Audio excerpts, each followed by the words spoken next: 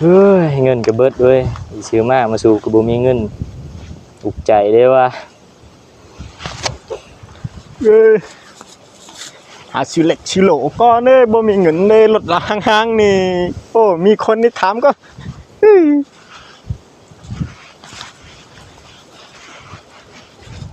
เชียวยังมีเล็กโลใครบ่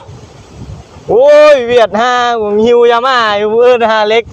จะมาเป็นโตเลยเอาบ่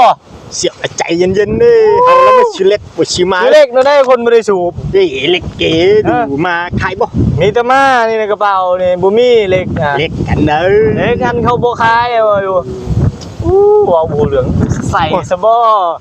ไปเลยไปเวียดนี่เนาะคนแห้งบ่ได้สูบเดี๋ยวมานำห้าเล็กเป็นบ้าบ่เล็กมูลพ่อมูลแม่กูมาขายมึงเบิดมูลกับเรือชำนี้แล้วรถทั้งห้างกับเล็กกองนึงมันบ่ได้สูบมาเบิ้งขายเล็กซื้อยามาสูบเป็นเบิดเลยถามเลยเป็นตะถามใส่ใช่บ่เวียดนี่ดูมาทำบ่ได้คงเดือกคนลาวแล้วใจดำทำชิเล็กแล้วทำไม่ได้ดูมาบังรถห่างๆดีบ่มีเงินจับแล้วมือแรงนี่บ่ได้ชิเล็กดิบ่ได้พอโลทำคนสูบยาบ้าอีกดูมาอยู่เมืองเวียดขาดทิมละคนลาวนั่นนี่ใจดำเลยคงเดือกดูมาเอามันสะบ่เว้ยมันยังบ่แล้วอยู่ได้เวียดนี่ได้เฮ้ยยาวในได้กูดิยังบ่แล้วได้เวียดนี่ได้ยาวได้กูดิเสียวนะใจเย็นดิเฮาละเว้าเล่นดิเสียวเฮาละอยากได้เล็บแข็งดิเจ้าใจเย็นดิสุบยับมาสุบยับใจเย็นเสียวมันก็ไปชุบบางพุ่นติเอาแหละบักเวียดเดี๋ยวจะสู้เบิร์ดกันมาให้กูเอาแน่กู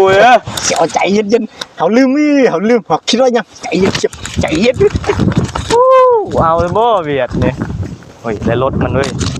มันไปได้รถมันได้เงินซื้อยาม่าแล้วเนี่ยรถทางห้าง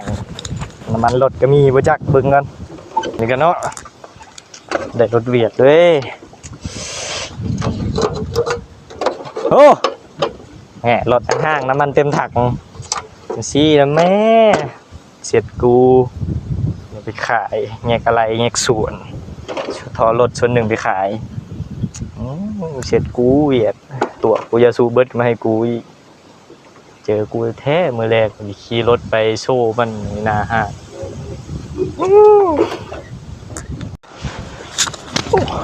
เฮ้ยเหมือนชัดเจ๋ยสีเล็กกับเสียรถคันหนึ่งกับคนเราเหมือนนี่ดวงบดีสีเล็กเลยเสียรถคันหนึ่งสีใหญ่เมืองอะไร